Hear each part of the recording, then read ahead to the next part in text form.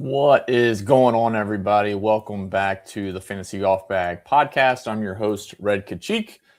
This week is the BMW Championship. We are in the middle of the FedEx Cup playoffs. So we're going to talk about Bellerive Country Club, which I have up on the screen. I'll share that screen in just a second. A lot of fun stuff at this point in the season as kind of things start to shift for most of our subscribers, friends, whatever you want to call them. Obviously, with a lot of different sports about to ramp up into the fall. So golf will be obviously full swing through the fall swing. And we have some fun stuff to talk about here soon about NFL and a few other updates for Fantasy Golf Bag in general. So with that being said, let's talk about the BMW Championship, and we'll kind of walk through. We updated a few tools, so I think you guys will like this a good bit. If you're watching on YouTube, I think this will be a little bit more fun and interactive. But let me go ahead and pull this up. I'll make it a little bigger, maybe. Too big? That's all right. All right, if that gets too big, we can shrink it down. Okay. BMW Championship this week at Bellerive Country Club, St. Louis, Missouri. So first thing I want to do, I want to actually go to the BMW Championship. This is one of our, also shout out to Ross Steelman, who won the Korn Ferry Tour event last week. We bet him the week prior, and not last week because we're all idiots, and congrats to him. But yeah, you can go through Live Golf, Korn Ferry Tour, all that stuff on Fantasy Golf Bag. You guys all know that. We're going to click into the BMW Championship. So as you know, the two different kind of splices of data for any event is really like the tournament itself, just the name of the tournament and where it is on the schedule. So for example, BMW Championship, or if it was the Honda Classic and it got renamed to whatever the heck it's called now. And then we have the golf course, and there's a lot of the times the golf course stays the same and the tournament name changes. So we have two different looks at it. This one's unique because the BMW Championship has been around. We can see that right here. But the golf course changes every single year. So I'm going to walk you through these changes, and then we're going to dive into Bellerive. We're also going to look at the 2018 PGA Championship and the data we have for that. It's a small field this week. I don't think there's so much of like, wow, that really, I guess the guys who probably aren't going to play isn't going to really pop so much because of a 2018 PGA Championship, like as far as their history goes. But as far as like course fit and guys you want to target, certainly that makes sense. So this is the BMW Championship for the last 10 years, basically. 12 editions, was that 2014 through, I think it's counting 2026. So 12 years. It's a lot. All this stuff up here doesn't really matter because the golf course changes. So like goes to a playoff 25% of the time. Last week, for example, it was like 40%, which was pretty high. I think with these FedEx Cup playoffs, with the stronger fields, we don't see that as much in the signature events, which you would think. But the playoffs, basically someone's being able to separate by more than a shot and win outright is less than at any of the other events. Average margin, 2.1 shots. Typical winning edge, 3.54 strokes to the field. Most dominant was Johnson in 2016. So we don't really care about that stuff. We're going to look at the golf course for sure. But this is just an overall look at the BMW Championship. So all you have to do is, this is all free. We have pretty much 90% of everything at Fantasy Golf Bag is free, to be honest, besides a couple of like the really cool tools, if you will. But yeah, you can go to the BMW Championship. We're going to click through a couple of years. This is, you can see here, last year, Cays Valley, Scotty Scheffler won at -15 by 2 shots. Castle Pines, Olympia Fields, Wilmington. Every year it's moved for the BMW Championship.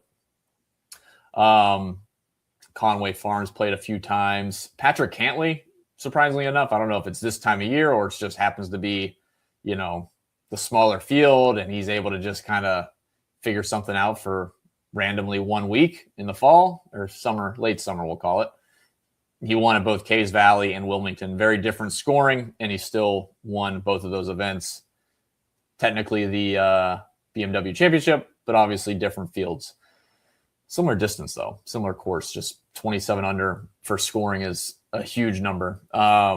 So that is the gist of it there for the event. If this was like the same course every year, then we could probably derive something from this, or we could click back to one of these courses. But you can see here every year, BMW Championship, it's just courses. And Bellerive hasn't been played since the 2018 PGA Championship. So let's go look at the PGA Championship in 2018. I'm going to load up 2026. We're going to jump over to 2018. Brooks Koepka. Let this load. And we got a couple cool little charts just to kind of summarize the golf course. We'll talk about the golf course more specifically in a moment. Brooks Koepka. So approach play decided this tournament. It tracked finishing position more closely than any other category across 154 finishes. Brooks Koepka ranked 11th in the field for strokes gained approach. The field averaged 70.1 strokes over par. This was the field separation for, how people finished. They gained the most on approach. Off the tee was second. Putting was third. Around the green was way down. Not too surprising, I guess. Like, there's not so much you can gain around the green in general. Anyways, I would be very intrigued, maybe besides like Harbor Town, where around the green is like a top 2 or 3 even. But certainly approach makes sense. I would think off the tee would have been a little bit higher, but approach was number 1. And again, we'll look at the current setup this week, but it was a par 70, 7,300 yards, cut line even par, driving distance 296, driving accuracy 64%. And we talked about this last week or the week before. Green regulation pretty much in line with driving accuracy. That's basically a good sign that hitting the fairway is as important for hitting greens, not so much distance. So, there's an element of bombing it, which you'll see in the driving chart on the course in just a second. But hitting fairways is also quite important. This was the driving buckets. So we had 7 tee shots between 290 and 310, so pretty driver heavy. 270 to 290 is a mix across the field. We'll call those 3 woods for sake of argument. We'll say 50-50 maybe. How about we do that? We'll say 2 of those were drivers. The rest were 3 woods. So that brings it up to about 9 tee shots with drivers. So again, driving the ball well is a big deal. And then the approach shot distribution was pretty level across all of those. There was a good fair share of approaches inside of 100 yards, inside of 150 to 175. 175 to 200 was kind of a dead zone.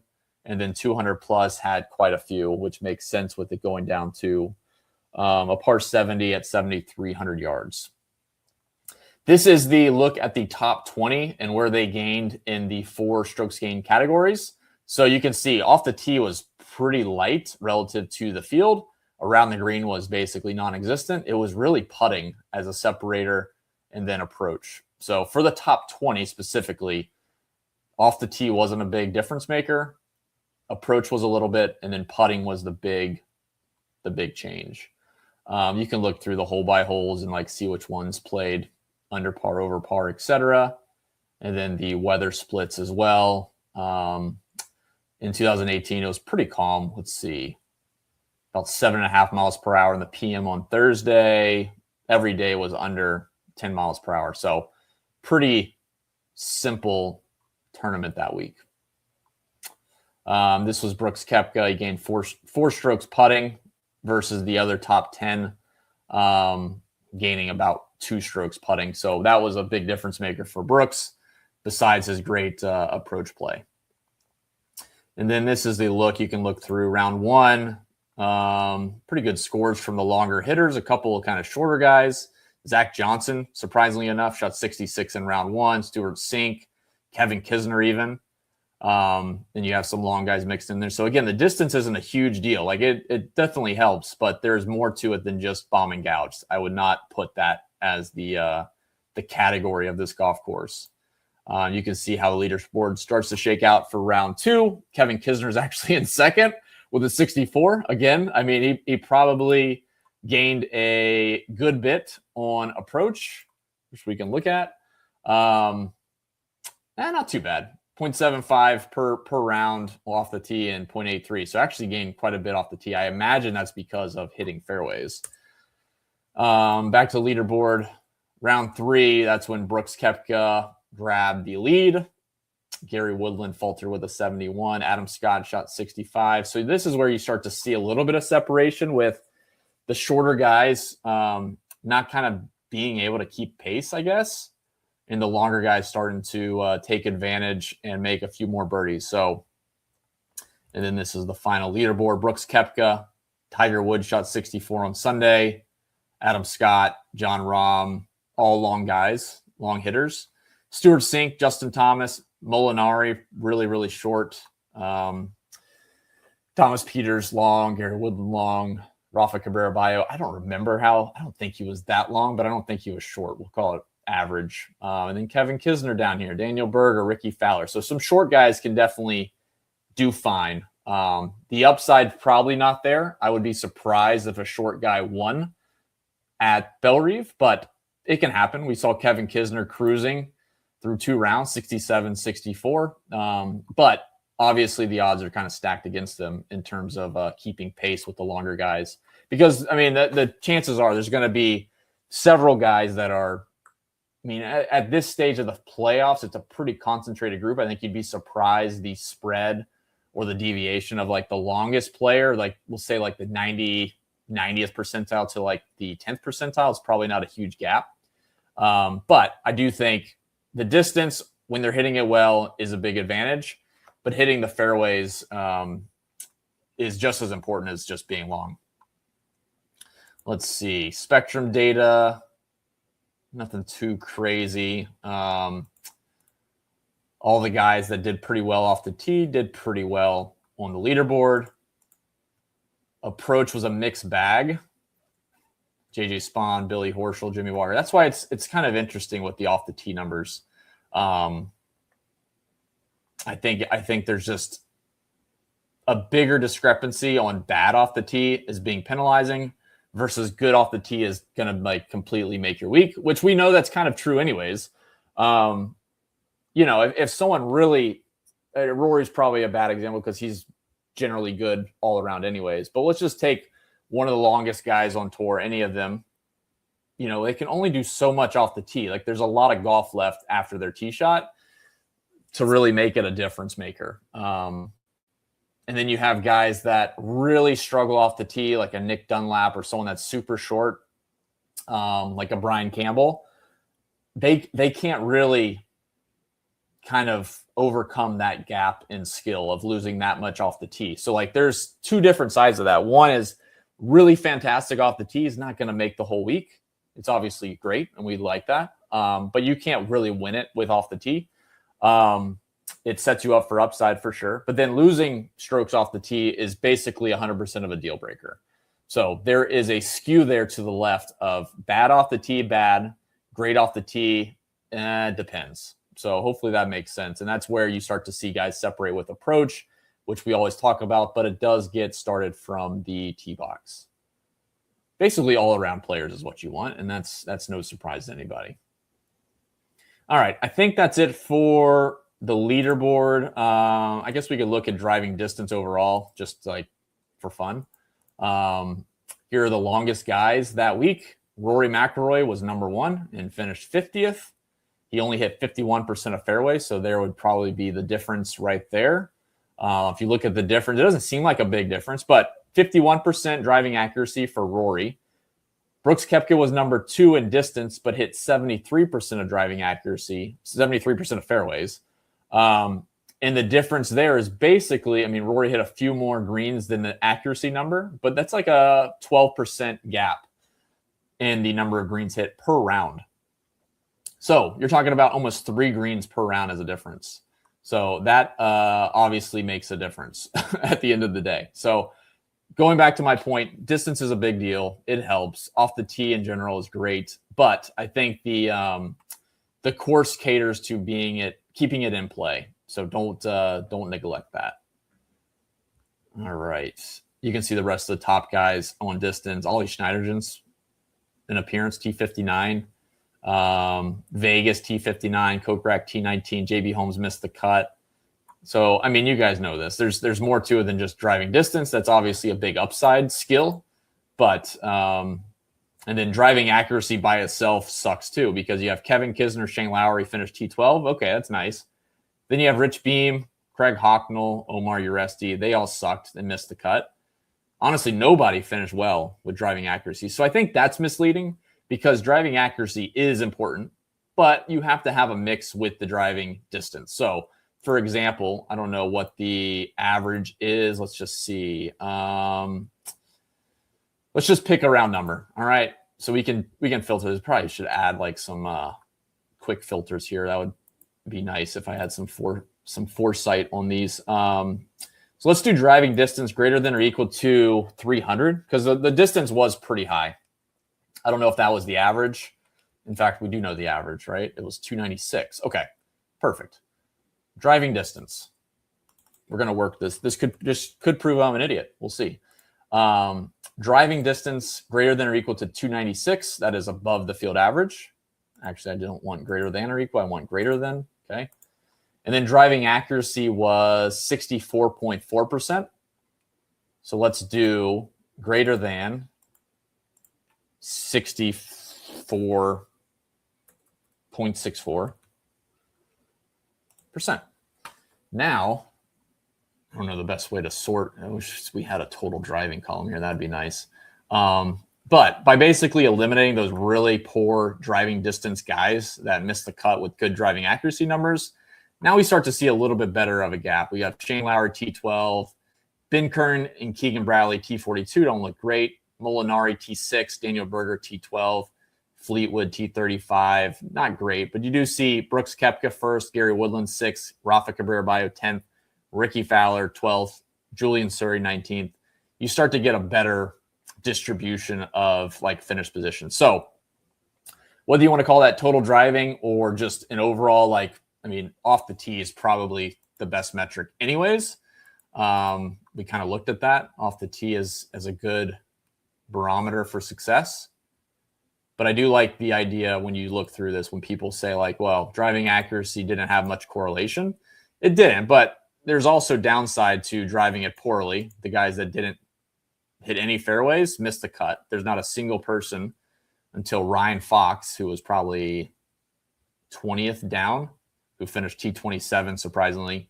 None of those guys even made the cut. So there's obviously a threshold there. And the same for driving distance. If you look at the shortest guys in the field, all of them, there's a few guys that barely made the cut. Brian Gay finished dead last. Jim Furyk dead last. They all missed the cut, even further down than the driving accuracy. So kind of went through a tangent, as usual, on the golf data side of off the tee with the driving accuracy, driving distance dynamic. Hopefully you enjoyed that. I can't wait to listen to it as I go back tonight. And let's dive into Bellerive. All right. So a couple things just quickly. So we have 2018 for Bellerive Country Club. Obviously 2026, there's no data for it from a player's perspective, but you can see the overall scorecard is 74-48, still a par 70.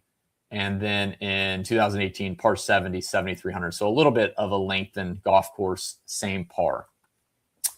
All right. Fairways hit, we talked about. Greens hit, we talked about. It's basically 64% across the board, 296 for the driving distance. Bent grass greens, Zoysia fairways, pretty nice. Going down, you can see the hole by holes and like which ones were most difficult to hit the fairways, missed the fairway penalty. So again, missing the fairways is not good. Driving distance, good. Missing fairways, bad. There's got to be some type of blend. Again, that's common sense, or should be, but it's not a binary. If they bomb it, they're going to do well. If they hit fairways, they're going to do well.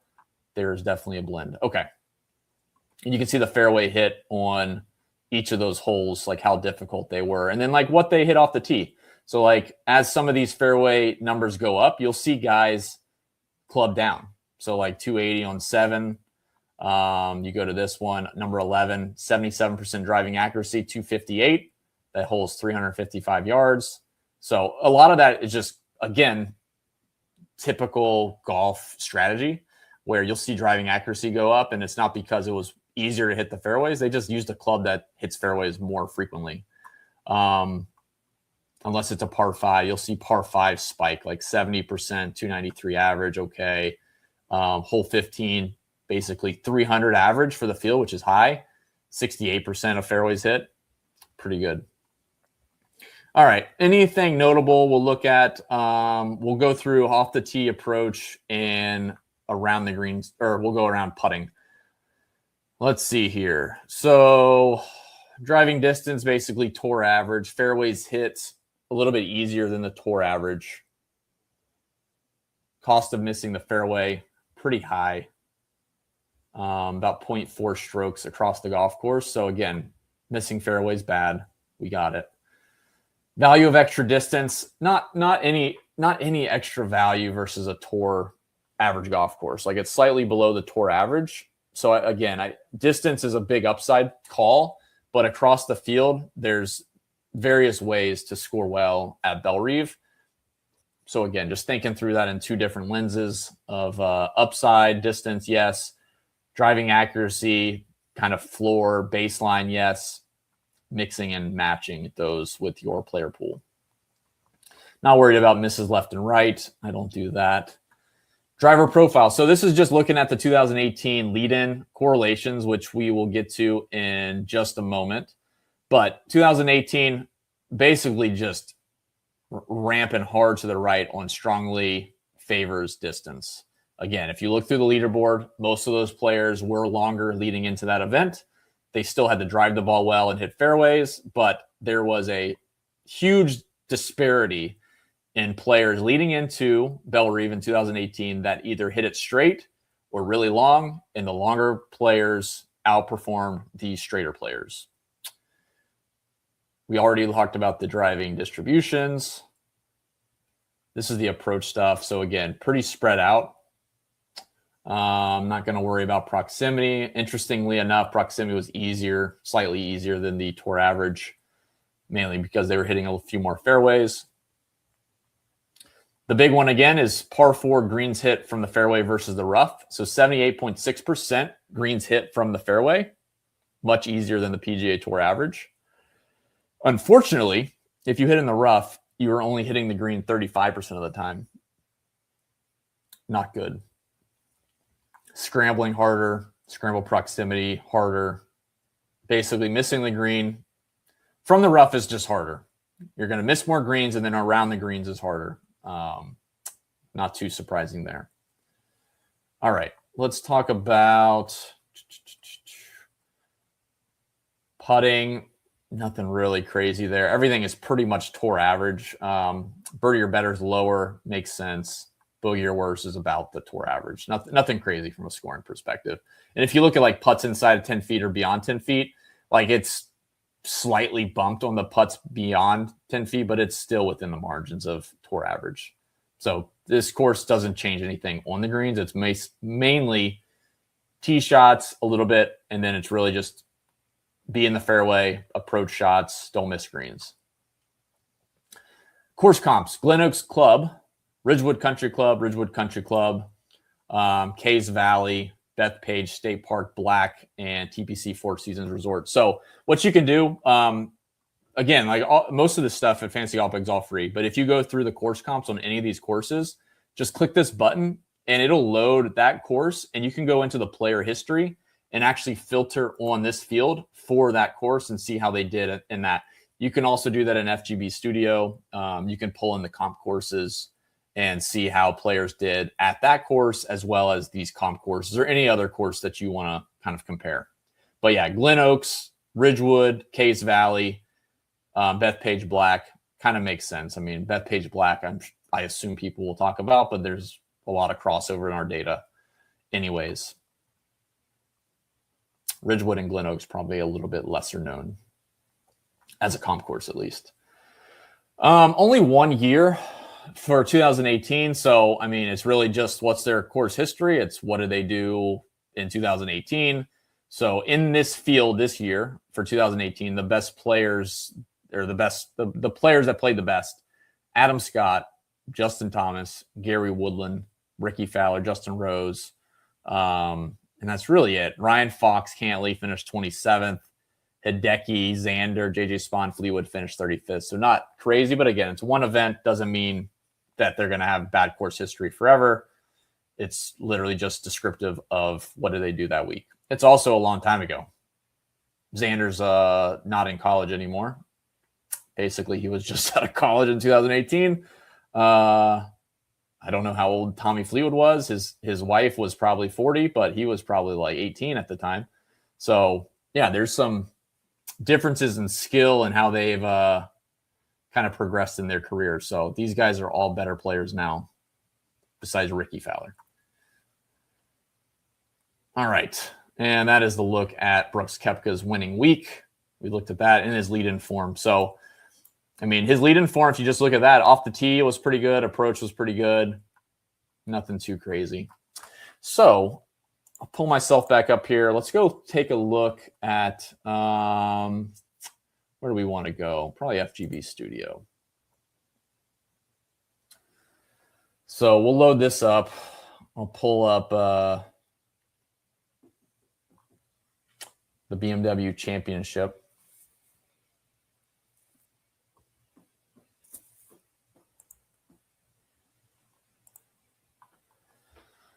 And let's just use, let me see if what I use for like the US Open. I'm curious. Did the US Open 2018. So I did 8 weeks, 6 months, 9 months, 12 months, 2 years, standard 6. Was there another US Open? Did do a PGA Championship template. 8 weeks, 6 months. Let's do what was this one?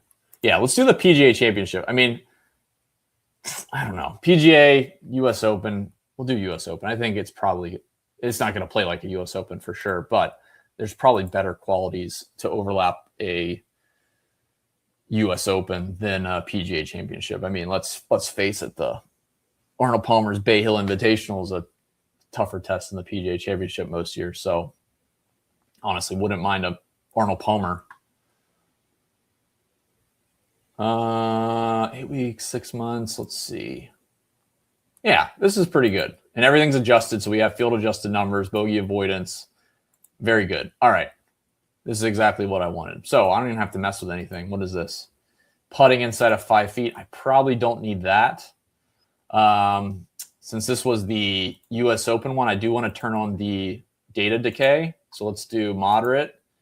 And the reliability adjustment probably doesn't need it. But I'm going to put on the data decay for 2 years and 12 months. So this will help us blend our data properly, that the most recent rounds are more predictive than the older rounds in basically a 1 to 2 year sample. And then what do I want to do? I'll just take out the putting. I don't really care. Let's delete that. Okay. So this is where we stand. DraftKings pricing. We have Scotty Scheffler at 14.4. Pricing down to 6K. Small field of 50 guys. 14.4 kind of sucks. I don't see it. This has got to be one of those scenarios where if you look at Scotty's DFS chart on the player profiles, I'll pull that up in a second. If we go down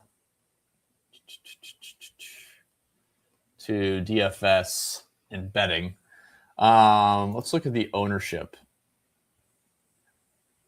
Masters, Procore. I want a timeline. He had one recently. Was it the Genesis? Yeah. Yeah, I think it was the Genesis. Okay, perfect. So at the Genesis Scottish Open this year, right before the British Open. So at the British Open, he was 13-3 really big field, obviously, and he was 22% owned. At the Genesis Scottish Open, they had him priced at $14K. So basically, really similar to what they have now. And the lineup construction was just awful. And he came in at 8% owned. So I think that's the scenario we're going to see this week. Maybe a little bit higher because there's only 50 guys to pick from. But I do think most lineup optimizers and sims are going to be pushing balanced builds where you're going to get maybe Fleetwood. I don't even know if they're going to push Sam Burns, to be honest. Fleetwood, Xander, Aberg. And then they're going to get like 3 guys between 9,500 to 7,600. And then the rest is just going to be filling the gaps. So I think this probably is in a spot Scotty wins. But the winning lineup doesn't have Scotty because it's going to have Scotty with basically some of these really cheap guys that likely finish outside the top 10. And you probably can get better, like a better group of top 10 finishers above 8,200 or so. So yeah, so we'll go through the board. Scotty Scheffler, 14, obviously rates out number 1 in every category. Not too surprising. Rory is struggling just a little bit. If we look at the last 8 weeks, because he hasn't really been playing. Let's just look at his strokes gained. Yeah, so let's see. +4, even, +2 last week. He gained a little bit at the Open Championship. We haven't seen him since then until last week. Didn't play great. And then, yeah, this is just the last 8 weeks. So let's go back even further. Let's do Rory. 6 months, that's fine. Same thing. I just want strokes gained going down. I mean, it hasn't been great. After the Masters, it was really not good. Decent week, couple rounds at like the U.S. Open and Memorial, and that's really been it. Genesis Scottish Open, 2 good rounds, good final round. So, yeah, he's going to be kind of a forgotten guy in that range. Fleetwood makes a lot of sense. If I resort this. And he's a pretty good price. Sam Burns, 10-4. We'll see how many people try to get to him. But I think a lot of people are going to camp out. Cameron Young, Aberg, Xander Schauffele. Like, that's a great group of guys to kind of include in your player pool. You could even set a group for, using at least one or using at least 2 in every lineup. Siwoo Kim grades out really well. He was one of our top betting edges as of this morning on Kalshi. And then going down the board, I mean, it's such a small field. They're going to have the best guys grouped up here. Is there anybody that's super negating? I mean, there's obviously a question mark around, let's see, Jake Knapp. Russell Henley's probably a perfect prototype for this golf course as far as fairways go and, above average on distance. Not a bomber, but above average on distance. Cantley's number 7 in what I built here. I liked him last week. We like him through the playoffs, so I think you probably see him pretty popular, 8,500. Let's see.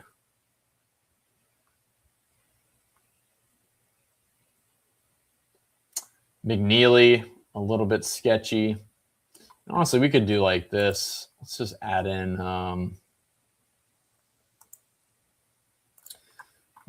driving accuracy and adjusted driving distance.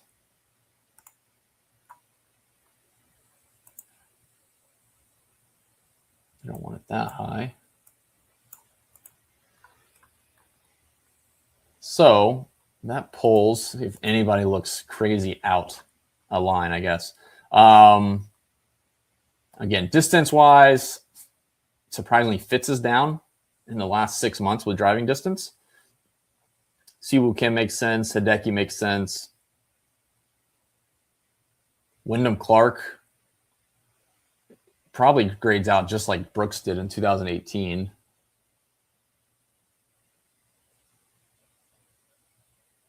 Jake Knapp's a question mark, honestly. McIntyre doesn't look great. Didn't look great last week, but try not to have recency bias. Let's see. Yeah, most of these guys, you could probably make a case for either direction.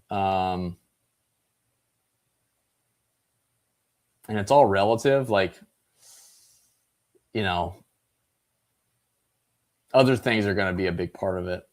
I think these big red blocks like a Hogard, Smalley, Bud Colley's kind of borderline, not great. When you get down here, I think these are the obvious clicks out. Batia, Sahith, Sepstraka, Matt McCarty. Guys are not hitting it very well out the tee. Distance is down. Driving accuracy is not up. So there's no real benefit on either side of the ball. Let's see. JT Poston. Aaron Rye's accuracy is up, but somehow he sucks when accuracy matters. So I'm not sure I would trust that at all. AKA look at his scores last week. Yeah, I mean, all these guys down here just don't look great. You would want to kind of lean on something, either super recent form. So like, for example, if I added in, we have a special, where's it at? Scoring. Yeah, so these birdie ops, that's what I want to use. I'm going to just take out the other weights for a second and just look at, actually, birdie ops and bogey avoidance together wouldn't be like the worst thing in the world. That would be what it looks like. Let's see by salary, if anybody cheap knocks on the door. Nico Echevarria, Alex Fitzpatrick. Funny enough, Alex was like one of the most popular guys for several weeks in a row. Now he's 6,500. Go right back to the well on that. T.D. Green is still great. Birdie ops, he's 13th in the field in birdie opportunities per R scoring. Making bogeys, though, so that's not great. Nico Echevarria is the opposite side. He's avoiding bogeys, not having a lot of birdie opportunities. Yohei Sassoon is pretty good at 6,200. So, like, that's a good way to just kind of separate out the noise with, you know, all these guys at this point in the year. It's a small field. They're all going to look fairly similar in most categories. Determining which ones you want to weigh more is kind of your own preference, I guess, because like you could certainly bump up birdie opportunities. You could bump up bogey avoidance. But as far as like the big buckets that we like to use, a lot of them are going to start to look very similar. Let's do even like the last 3 months, 30 rounds. And let's do like longer courses. So we'll do average, long, very long. We'll see what the sample size is. Not terrible. Sam Burns is number one now. So based on salary, and now we go down the bottom because that's kind of what we're most focused on. Alex Fitzpatrick is now 9th. Gary Woodland is 15th. So that's interesting because Gary Woodland doesn't really show up for anything. But when you look at him on the longer golf courses, he does start to show a different skill set, well above his baseline as far as like all the other tournaments he's played in. So Gary Woodland now has a big bump. Poston is surprisingly good, or has been good at least. Sometimes this is more descriptive than predictive. Woodland makes sense as being, you know, something you could probably trust. Poston, that's a funny, a funny example, considering he was not great at the John Deere. U.S. Open was very good. Memorial, very good. So I guess it's possible. Those are two tough golf courses too. Yohei Sassoon still 23rd, Aaron Rye 26th. So those are like the four guys that kind of pop now when we just start to splice it a little bit more granular, which I don't love to do, but in a small field like that, I think that helps separate out a little bit of the noise. I think Sahith, Sepp Straka, Matt McCarty are easy outs. If they play great, that's fine. Who cares? We're not going to get every single guy right. But finding guys like Alex, Woodland, Poston is kind of interesting. I could see him making a couple 10s, but he could also be the Kisner that finishes in the top 5 or top 10. Ben Griffin, Rose. I mean, Brendan makes sense. Thorgrensen, JJ Spahn. So there's kind of how you can start to separate out a little bit of the mix. Like Kurt Kitayama sounds like he would be the guy that would be pretty good. 7,900 doesn't grade out great in that particular split. You probably cut him. Tom Kim's doing well in those longer courses. Really, really well, actually. So I think that'll do it. Let's see. As far as betting goes,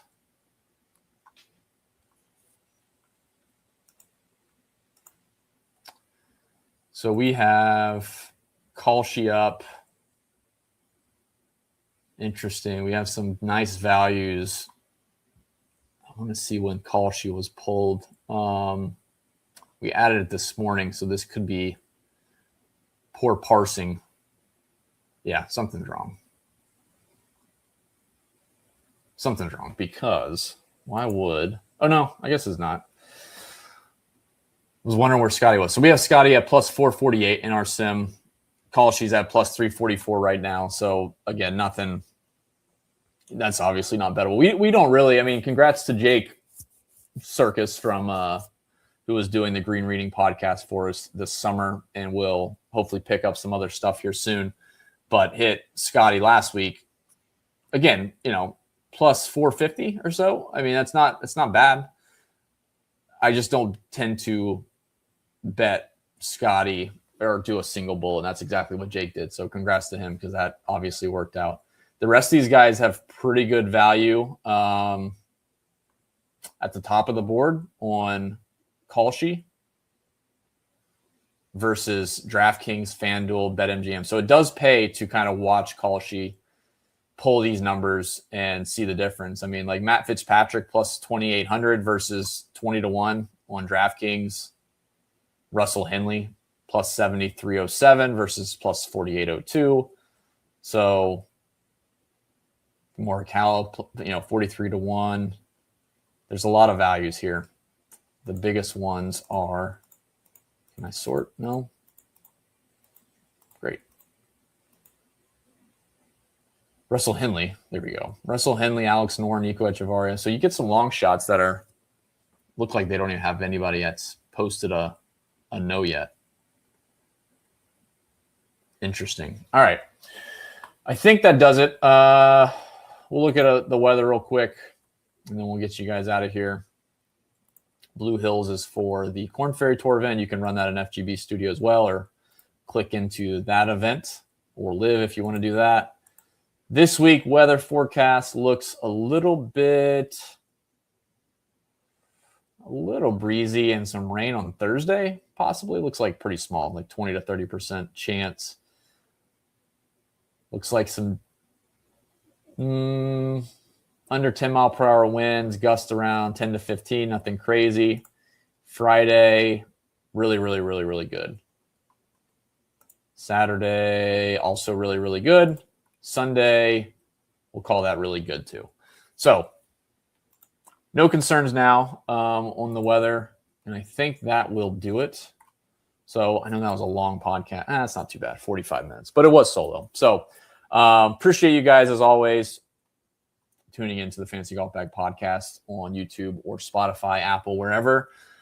And like I said, you can check out fantasygolfbag.com, hop in the Discord. You can check out all those free tools, and then Lineup IQ for NFL season as well. So you can check that out. Pretty cool stuff that they built into Lineup IQ. So with that being said, guys, best of luck this week. Article will be out on Wednesday, and we'll check you later. See ya.